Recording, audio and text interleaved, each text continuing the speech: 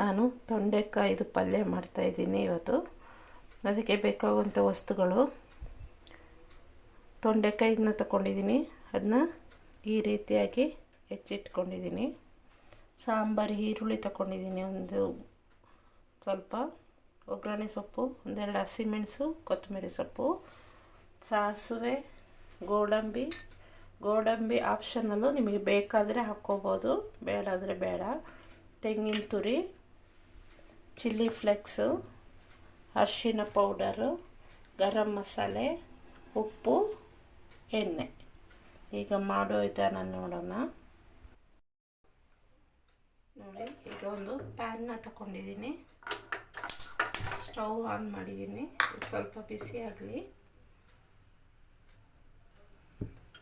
ಈಗ ಇದಕ್ಕೆ ಒಂದು 2 ಟೀ ಸ್ಪೂನು ಅಷ್ಟು ಎಣ್ಣೆ ಹಾಕ್ಕೊಳ್ತೀನಿ.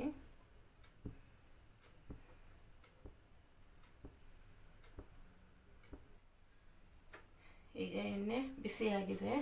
ಈಗ ಇದಕ್ಕೆ ತಗೊಂಡಂಥ ಒಂದು 1/4 ಟೀ ಸ್ಪೂನ್ ಸಾಸಿವೆನ ಹಾಕ್ತಾಯಿದ್ದೀನಿ. ಸಾಸಿವೆ ಚೆಂದ ಸಿಡಿಬೇಕು.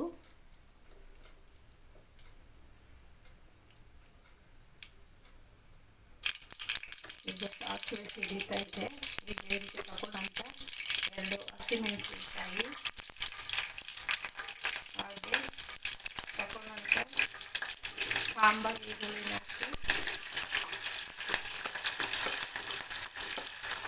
ಮತ್ತು ಒಗ್ಗರಣೆ ಸೊಪ್ಪು ಇಷ್ಟನ್ನು ಹಾಕಿ ಸ್ವಲ್ಪ ಫ್ರೈ ಮಾಡಿ.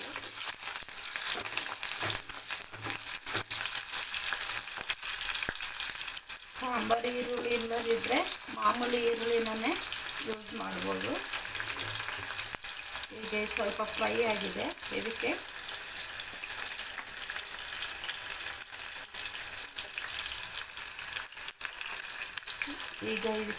ತಗೊಂಡಂಥ ತೊಂಡೆಕಾಯಿನ ಹಾಕಿಬಿಟ್ಟು ಇದೇ ಎಣ್ಣೆಯಲ್ಲಿ ಫ್ರೈ ಮಾಡುವ. ಇದನ್ನ ಫ್ರೈ ಮಾಡುವಾಗ ಸ್ವಲ್ಪ ಉಪ್ಪು ಹಾಕ್ಕೊಳ್ತೀನಿ, ಒಂದು 1/2 ಟೀ ಸ್ಪೂನ್ ಉಪ್ಪು ಹಾಕ್ತೀನಿ, ಮತ್ತೆ ನೋಡಿ ಹಾಕ್ಕೊಳ್ಳಿ. ಈ ಎಣ್ಣೆಲೆ ಸ್ವಲ್ಪ ಫ್ರೈ ಆಗಿದೆ. ಈಗ ಇದು ಸ್ವಲ್ಪ ಎಣ್ಣೆಲೆ ಫ್ರೈ ಆಗಿದೆ. ಈಗ ಇದಕ್ಕೆ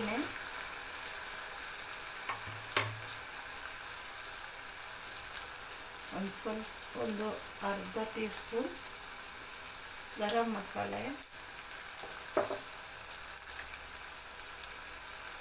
ಒಂದು 1/4 ಟೀ ಸ್ಪೂನ್ ಅರಿಶಿನ ಹುಡಿ, ಮತ್ತು ನಿಮ್ಮ ಖಾರಕ್ಕೆ ಸರಿಯಾಗಿ 2 ಹಸಿಮೆಣಸು ಹಾಕಿದ್ದೀನಿ, ಸ್ವಲ್ಪ ಚಿಲ್ಲಿ ಫ್ಲೆಕ್ಸ್. ಇದಕ್ಕೆ ತುಂಬ ಮಸಾಲೆ ಹಾಕೋದಿಲ್ಲ, ಅದರಿಂದ ಸ್ವಲ್ಪ ಚಿಲ್ಲಿ ಫ್ಲೆಕ್ಸ್ ನಿಮ್ಮ ಖಾರ ನೋಡಿ ಹಾಕ್ಕೊಳ್ಳಿ. ಇದಕ್ಕೆ ಇದೇ ಮಸಾಲೆಯಲ್ಲಿ ಇನ್ನೂ ಸ್ವಲ್ಪ ಇದೇ ಎಣ್ಣೆಯಲ್ಲಿ ಫ್ರೈ ಆಗಲಿ.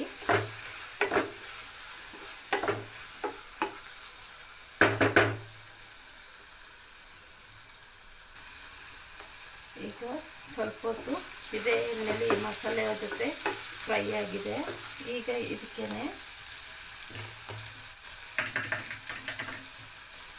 ತುರಿದಿಟ್ಕೊಂಡಂಥ 1/2 ಕಪ್ಪು ತೆಂಗಿನ ತುರಿನ ಹಾಕ್ತಾಯಿದ್ದೀನಿ.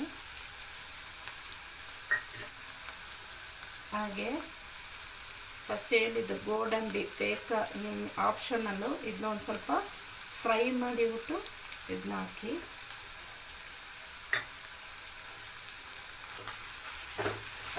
ಹಾಕಿ ಇದೇ ಎಣ್ಣೆಲೆ ಇದು ಸಿಮ್ಮಲ್ಲಿ ಇಟ್ಬಿಟ್ಟು ಇದನ್ನ ಇನ್ನೂ ಸ್ವಲ್ಪ ಹೊತ್ತು ಚೆಂದ ಫ್ರೈ ಮಾಡಿ.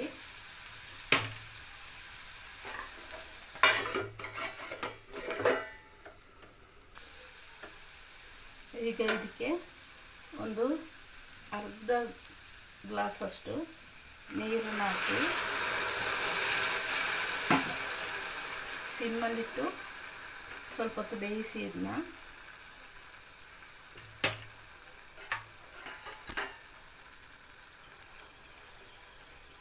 ನೋಡಿ, ಈಗ ಒಂದು ಸ್ವಲ್ಪ ನೀರು ಹಾಕಿದ್ದೆ, ಅದೇ ನೀರಲ್ಲಿ ಈಗ ಇದು ಚೆನ್ನಾಗಿ ಬೆಂದಿದೆ. ಈಗ ಇದಕ್ಕೆ ತಗೊಂಡಂಥ ಕೊತ್ತಂಬರಿ ಸೊಪ್ಪನ್ನು ಹಾಕೋಣ. ನಿಮಗೆ ಉಪ್ಪು ಮತ್ತು ಖಾರ ಬೇಕಾದರೆ ಉಪ್ಪು ಖಾರ ನೋಡಿ ಸೇರಿಸ್ಕೊಳ್ಳಿ. ಹಾಗೆ ಇದಕ್ಕೆ ನಾನು ಟೊಮೆಟೊ ಹಣ್ಣು ಏನು ಹಾಕಿಲ್ಲ. ನನ್ನ ಇಂಗ್ರೀಡಿಯೆಂಟ್ಸ್ ಹೇಳುವಾಗ ಹೇಳಲಿಲ್ಲ ನಾನು. ಒಂದು ಅರ್ಧ ನಿಂಬೆಹಣ್ಣು ರಸನ ಇದಕ್ಕೆ ಹಾಕ್ತೀನಿ.